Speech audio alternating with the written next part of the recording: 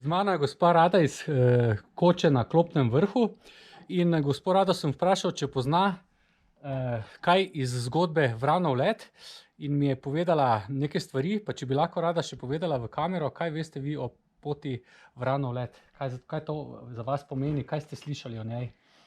Za Vranov let sem slišala, da so tu preko oziroma v drugi svetovni vojni reševali dva pilota. Zdaj ne vem, a sta bila to Avstralca, pa predvidevam, da je to. Iz Dravograda oziroma iz Radelj ob Dravi preko Pohorja vse tja do Novega mesta.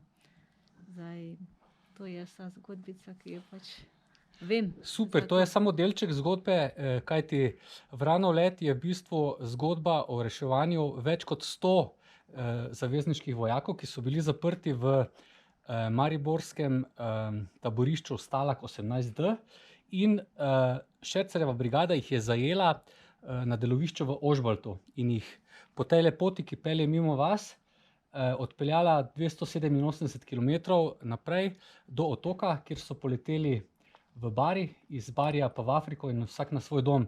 Med njimi tudi možno, da so bili kakšni sestreljeni piloti, bilo pa je večinoma Avstralcev, Novozelandcev, Britancev, tudi nekaj Francozov, ampak to je bila taka velika akcija, v kateri so rešili, mislim, da 103 vojake, ampak po tej poti so potem partizani med drugo svetovno vojno rešili več kot 2000 vojakov in možno, da sta ena izmed teh dveh vojakov tudi ta dva vaša sestreljena pilota iz Radelj. Hvala. Hvala vam.